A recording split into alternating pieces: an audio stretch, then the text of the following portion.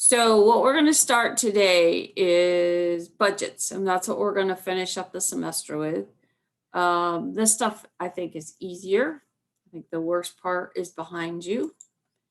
So what we're going to do today is probably the easiest chapter in the book.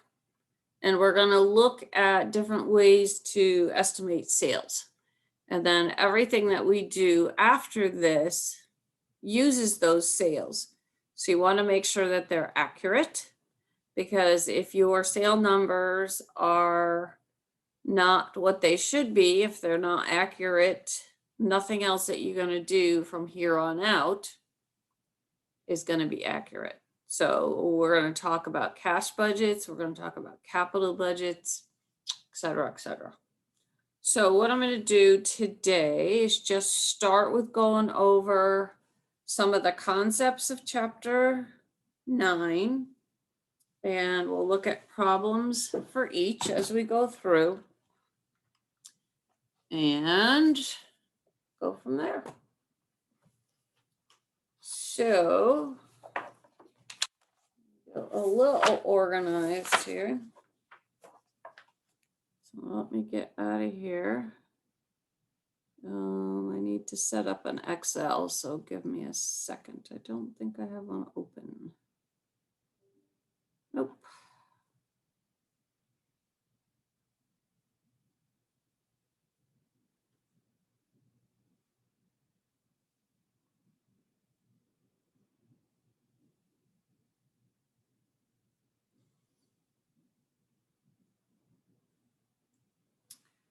And get back here. All right.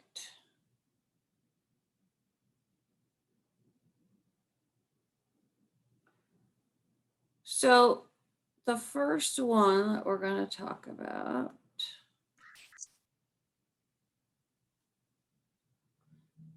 is called the naive method. And the naive method is simply taking your current sales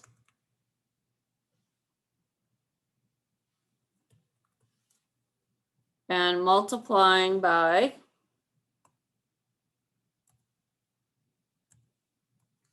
one plus the percentage increase. And that's all it is. We've done this 100 times with other stuff. So for example, if I have sales of 80,000,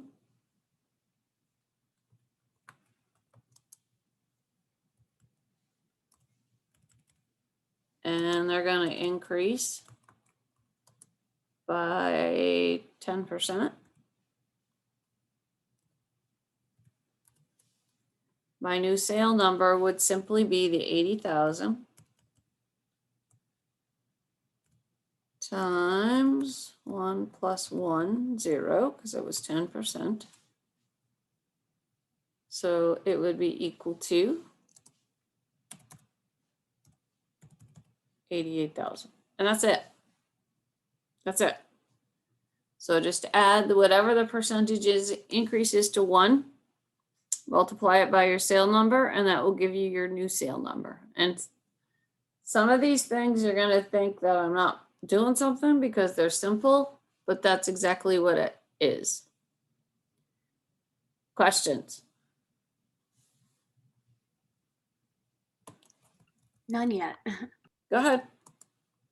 No, I said No, none. none yet? Okay.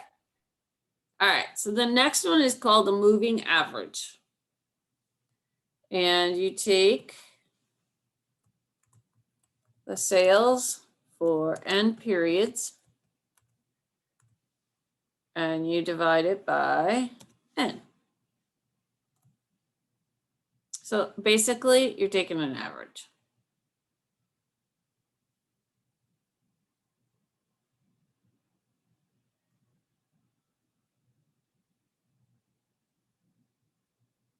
Okay, so just do that. So if you have sales, let's say that we have sales of 70,000 plus 80,000, just keeping numbers simple. Plus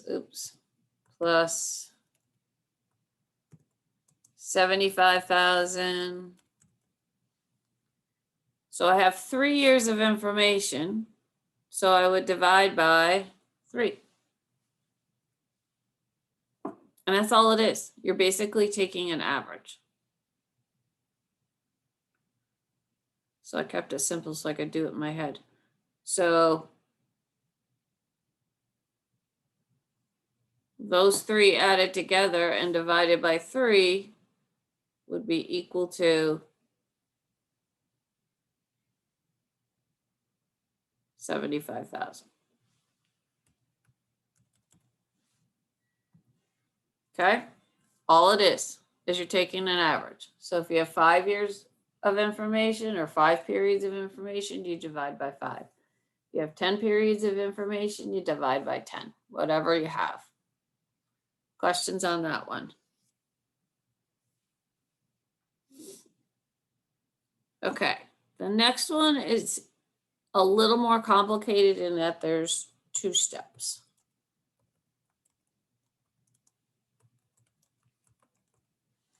And this one is called the smoothing constant. So basically what it is you have the data. Why does it keep doing that?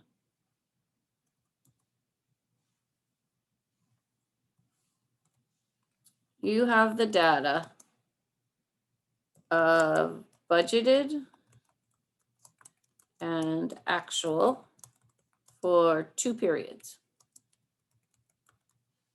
Your goal is to figure out what the budget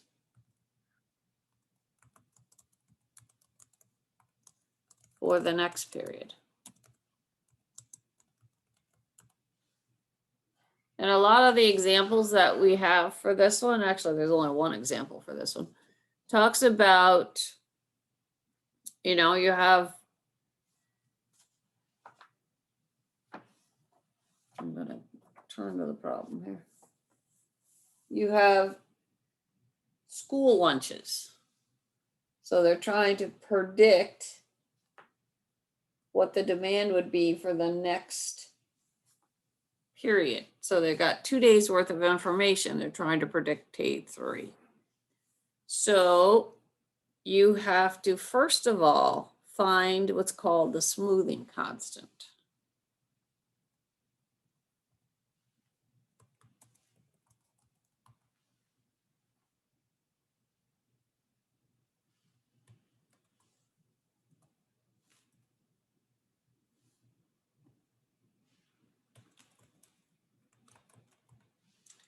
And the formula for that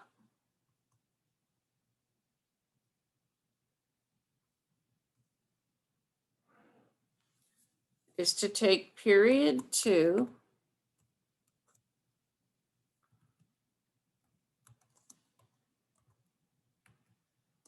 forecast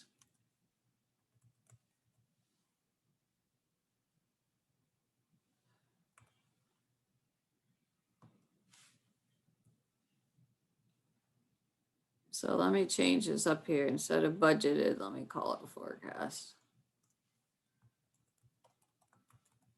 Same thing.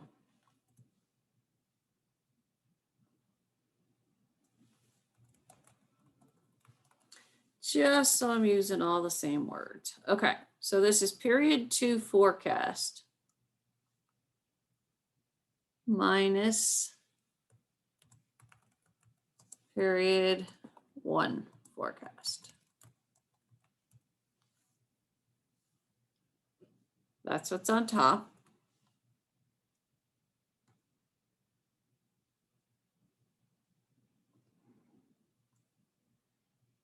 And your bottom number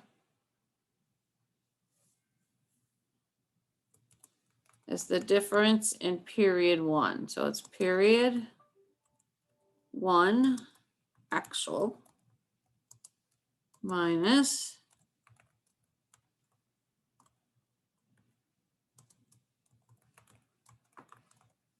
period 1 forecast. Now that gives you the smoothing constant, and that can be negative. Okay, that can be negative. So if it is, leave it negative. Okay, if it is, leave it negative.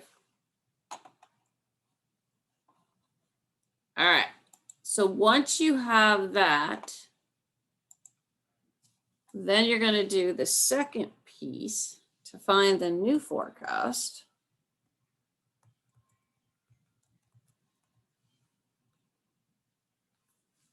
You're going to take the forecast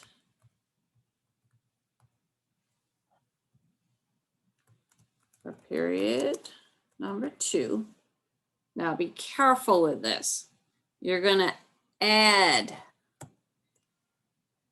it to.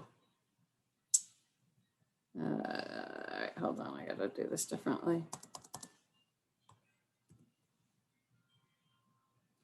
What's in the brackets? So we're going to do brackets.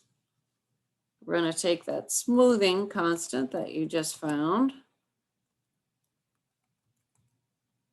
We're going to multiply that by the difference in period 2's information. So the actual period number 2 minus the forecast for period number 2.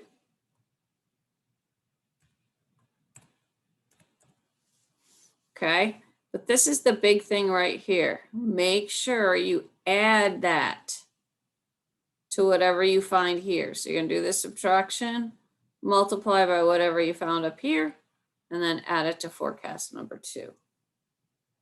So let's go down here and let's see. So if we do period 1,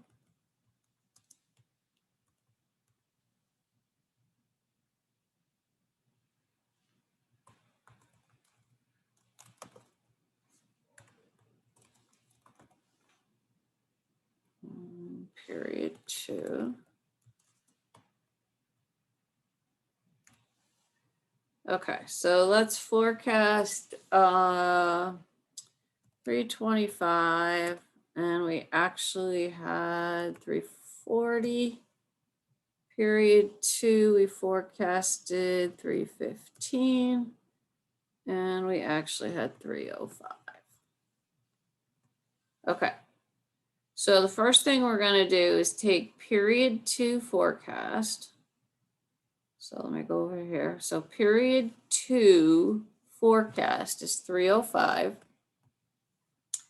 And we're going to subtract period 1 forecast, which is 325, which will be equal to a minus 20. Okay, and then we're going to take period 1 actual minus period 1 forecast. Okay, and so if we do that, we're going to get 15. So we're going to divide this by this. And we get a negative 1.3333. Okay.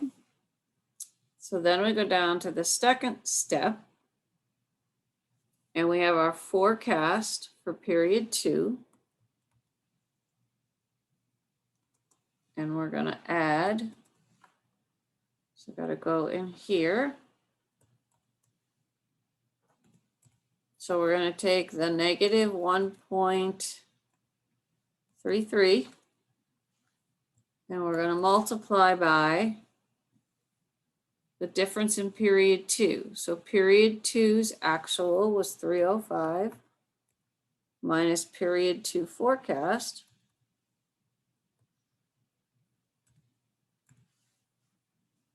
Okay.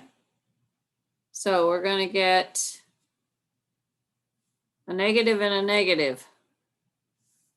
So we're going to get a negative 10 when we subtract. So a negative times a negative becomes a positive. So we're going to get 13.33 in the parentheses. So that our forecast for period 3 would be 328.33, and we probably would just round up. Questions on that one? So you basically have 4 numbers. So to do the smoothing constant, period 2 minus period 1 forecast. So it's the difference in your forecast. Just make sure you take the new minus the old. The bottom number is the actual minus the forecast for period 1. Okay. So that gives you your smoothing constant. And that gives you a smoothing constant. And again, if it's negative, as I had, keep it negative.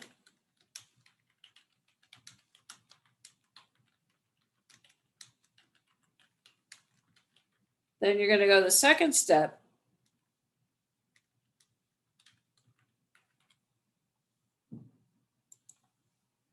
So you're going to take the forecast for period 2, and then you're going to do a bunch of stuff in the brackets.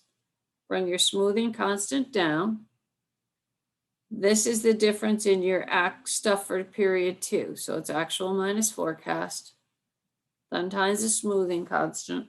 Now this one was weird because in the parentheses, we got a negative number.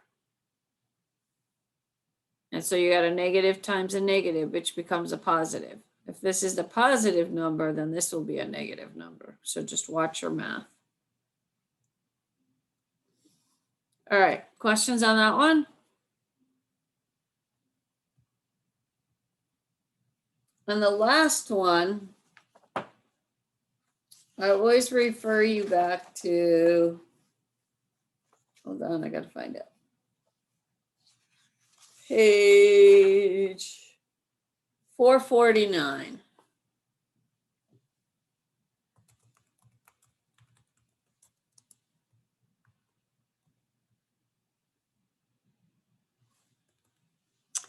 And this is regression analysis. And I always like to show you that formula because then when I show you what we're going to actually use, it makes it sound easier. So regression analysis is usually used to predict meals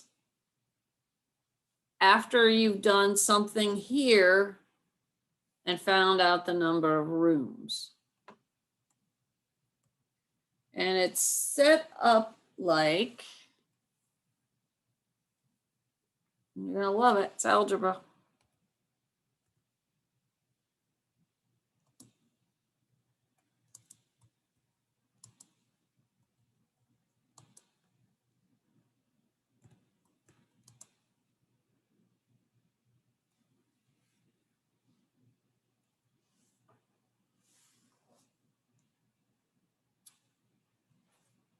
Okay.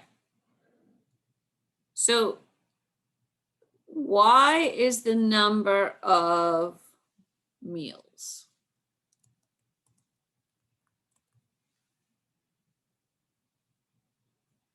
B is the percent of our guests that will eat.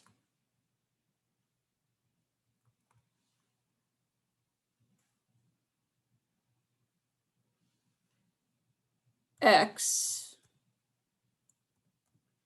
is equal to the rooms that you just figured out some other way. I'm going to go down so it's not so wide.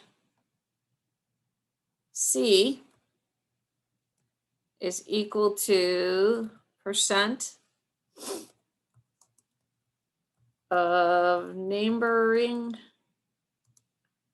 property guests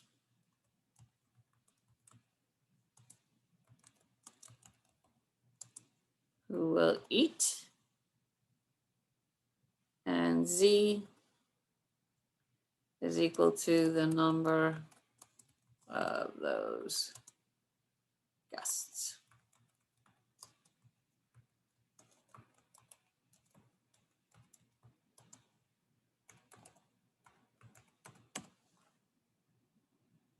Let me change this to total.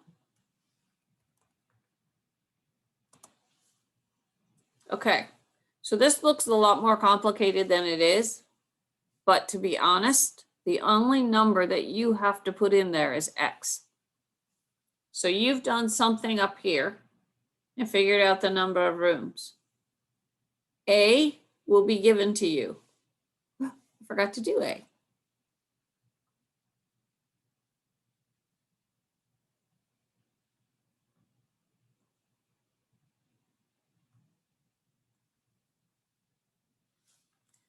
A is equal to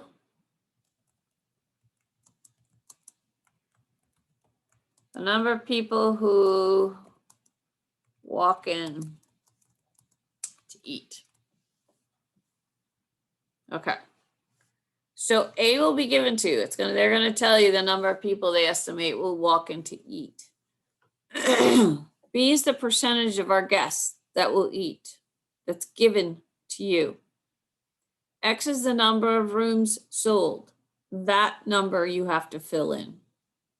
C is the percentage of neighboring guests who will eat. C and Z only happen if there's a neighboring property that doesn't have a restaurant.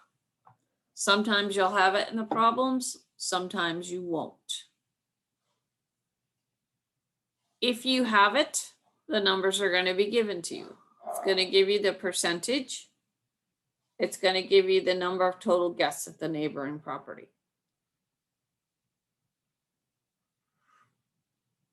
So of this whole thing,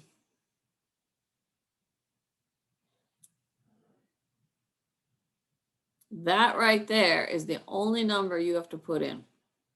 Everything else is given to you. Okay, everything else is given to you.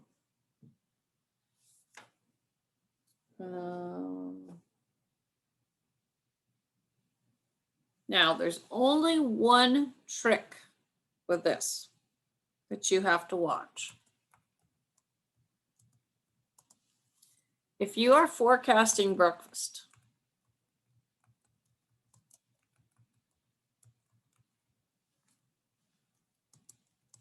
always use the day before numbers. Number of rooms. Okay, and think about it logically. If someone is coming in for some kind of a conference, they probably came in the night before, depending on how far away it is, and they're going to eat breakfast. Most people are not going to just drive in and eat breakfast. So when you're forecasting breakfast, always use the day before number of rooms. That's the only thing you have to worry about. If you're forecasting lunch and dinner, then you would just use the rooms for the day. All right, let me show you one of these. Let's see, we have X.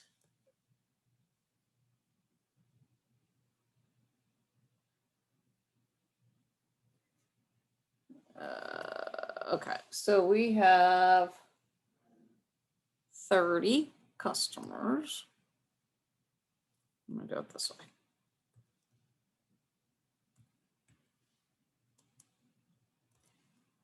B equals 80%. C equals 20%. And for this one that we're going to do, we'll take a z equals 100. And so what you've done is you've done all of your work,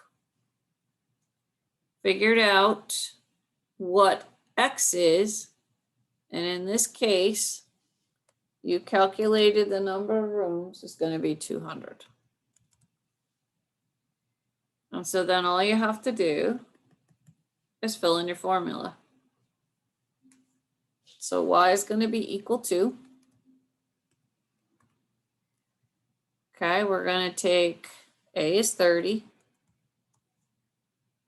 We're going to add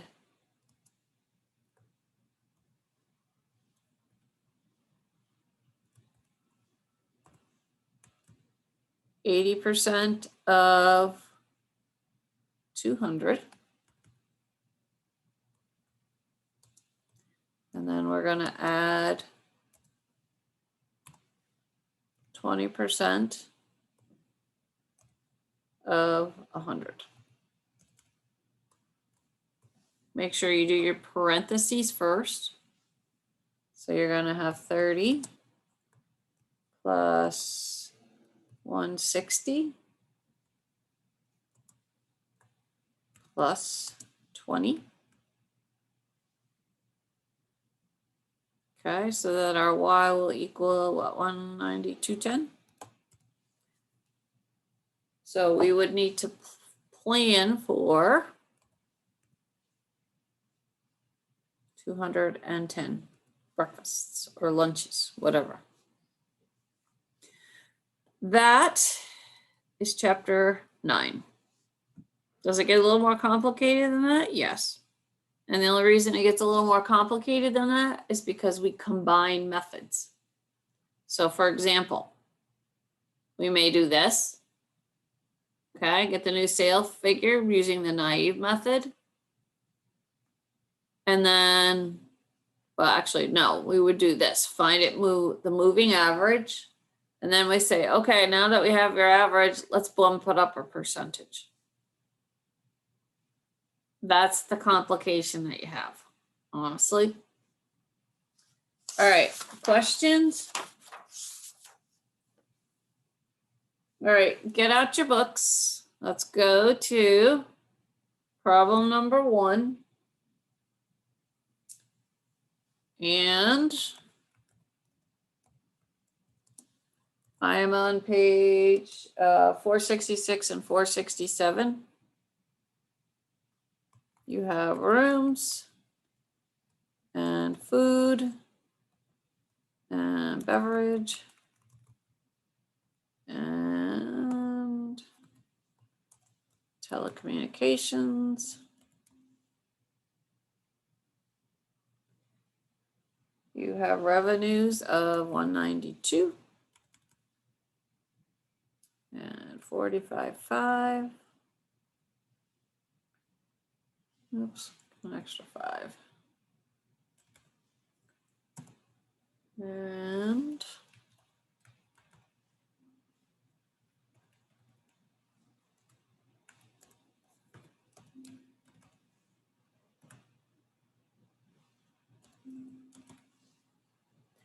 then this is the percentage increase.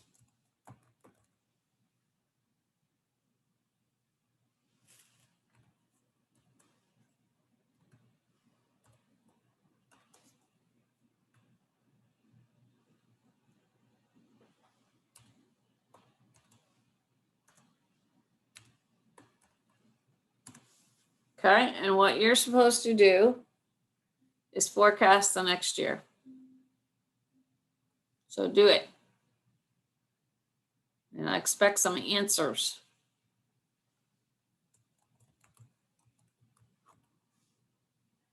Could put some faces on here and, oh, look at that. I can see all who's on there. So I can call on some people if I want to.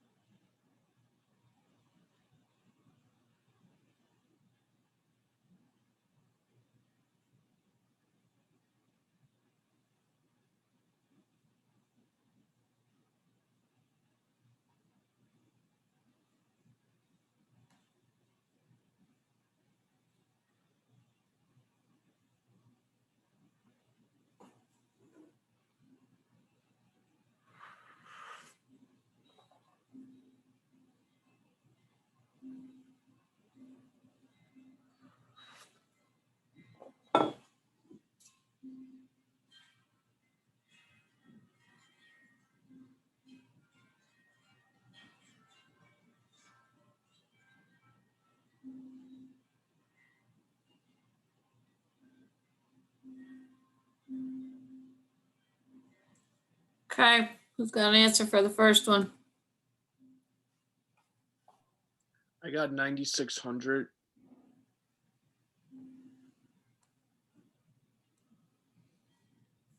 Is that, That's okay, the first one.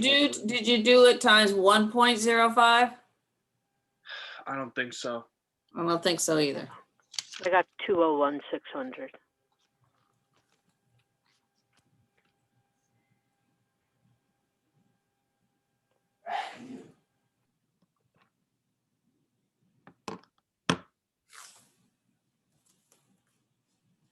Seriously.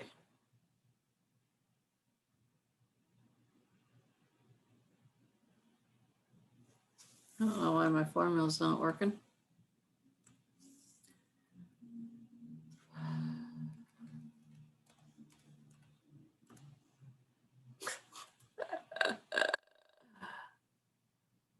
Oh, it's Monday.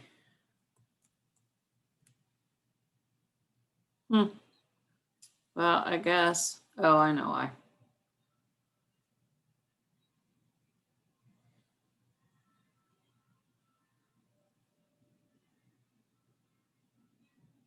Now you should work.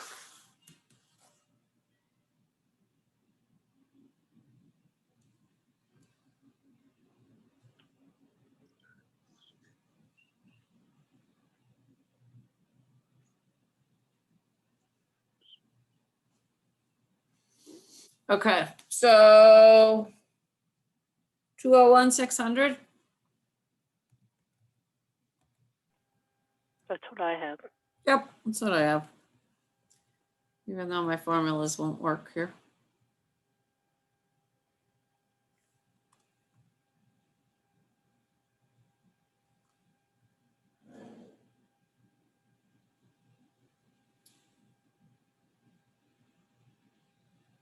And then the next one would be this times 1.03, right?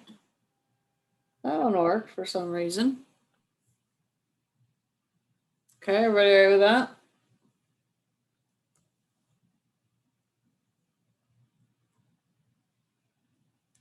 This one went up 4%.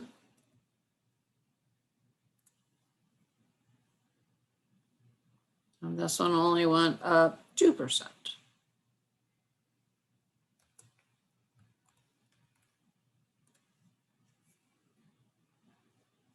Okay. And so those are your new forecasts. And then based on that forecast, we would do things like we're going to do in the future. Operations budgets. Now we could put together an income statement using these different sale numbers.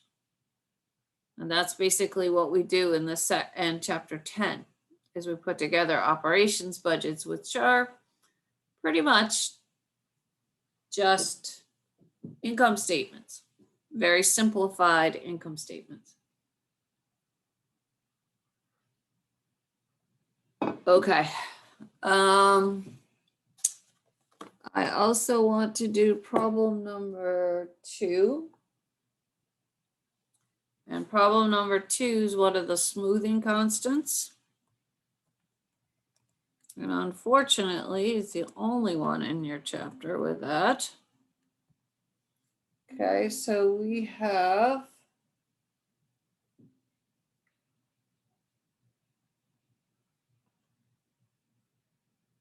I'm just going to cheat here for a second.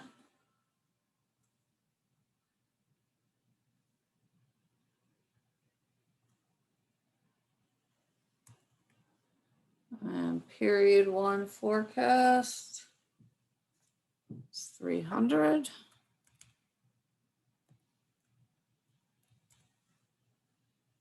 And then actuals are 320. Okay. There you go. So now go do your smoothing constant first.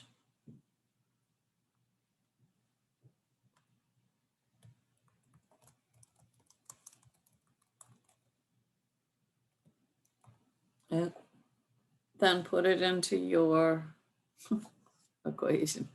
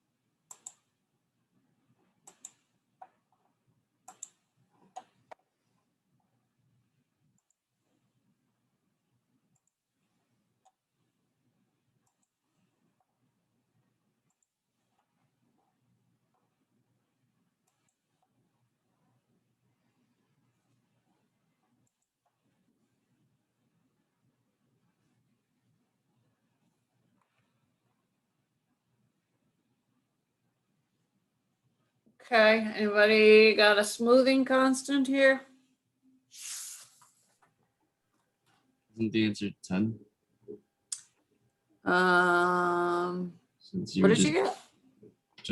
I just did the just the smoothing constant where it's just period 2 minus period 1. Okay, that but don't part. forget, it's over this. Okay, gotcha. I got Okay. 0.5. Okay, so we take the forecast for period 2 minus the forecast for period 1. Okay, and that gets you your 10. But then don't forget to do the bottom part. So the bottom is the difference in the actual versus forecast for period 1.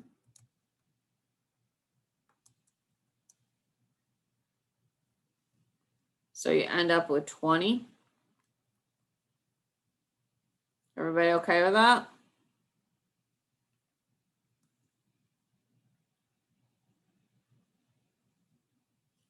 And then to get the smoothing constant, we're just going to divide the two.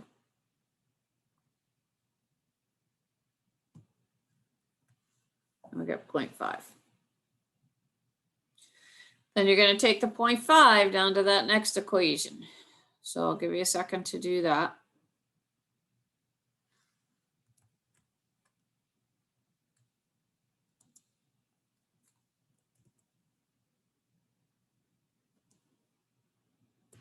Professor, Yeah.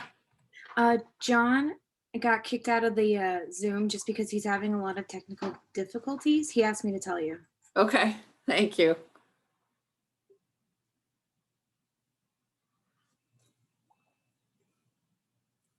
I'm surprised we're not having more with the way the wind's been blowing. Hell yeah.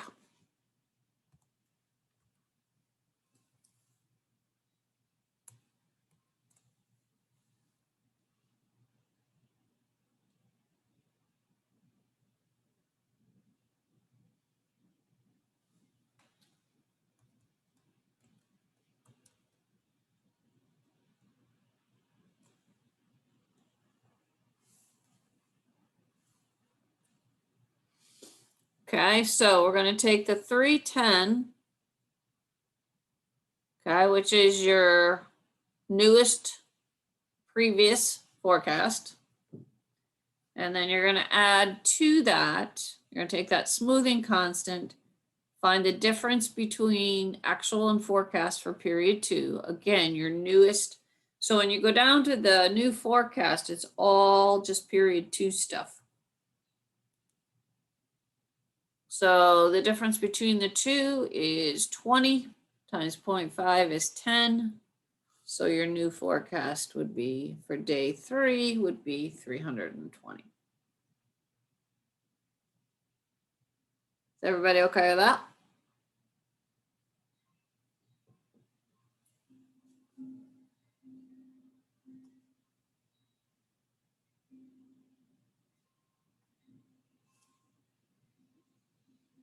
All right, let me see what else I had planned for today. I also had number 3 planned for today. We're not going to get through very much of it, but I'm going to start it because it also shows you what it can be used for. And stuff that we did previously doesn't go away. So what you have is a hotel. It's got single double suites. It's got its occupancy. We're working on April. It has 100 guest rooms and it also has a 50-seat coffee shop. So we've got single double occupancies, which means we can figure out the suites. And then we have information about the coffee shop. So we should be able to get through the rooms. So this is problem 3.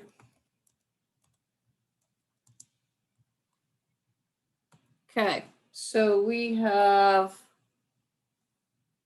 skip a line here.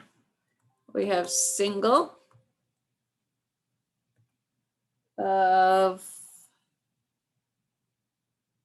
$80. double is 100. And the suites.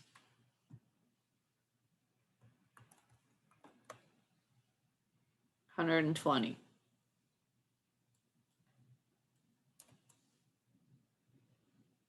So singles were 30%. Doubles were 50%.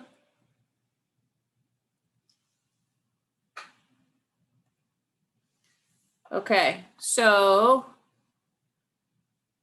if singles are 30 and doubles are 50, what does that make our suites? What percentage?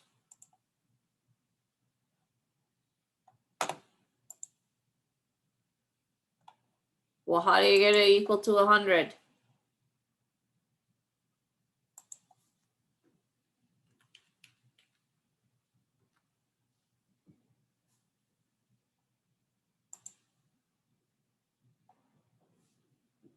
Really? Would be 20%. It would be 20%. My goodness. I'm gonna hope that nobody is there.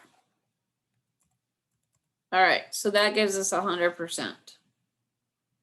So we have to figure out our room occupancy. Oh, this goes back to occupancy.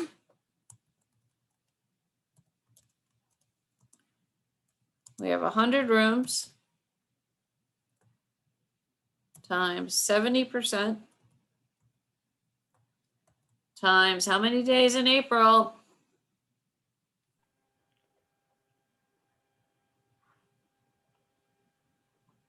30.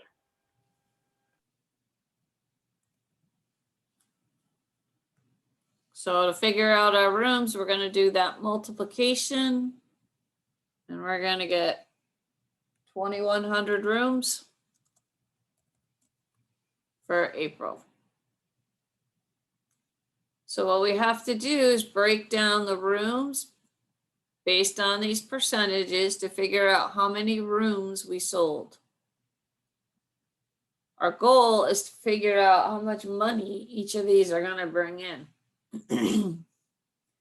So what we're going to do is take the percent times the 2,100.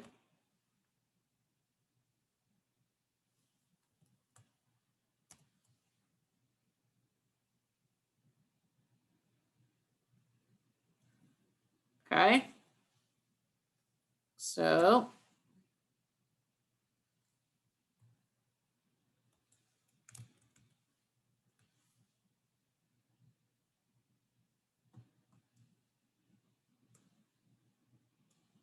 that just breaks down your rooms. And I would advise you to add it up to make sure we have all 2,100 rooms, which we do. To calculate the sales, it's going to be the rooms times the price. So it's going to be what's in column N times what's in column L.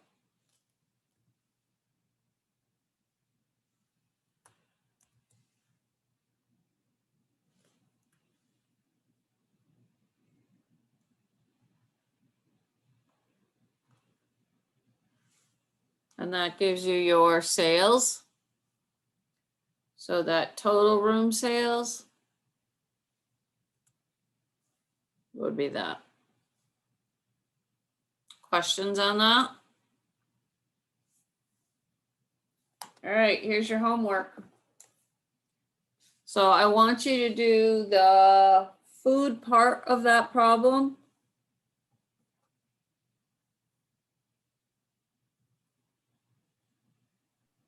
I'm sorry, what page is it? 480, 467. 467. Thank you. And then I also want you to do 5, 8, and 13.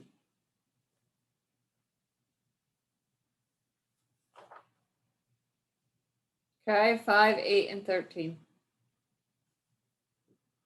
Have those done for Wednesday.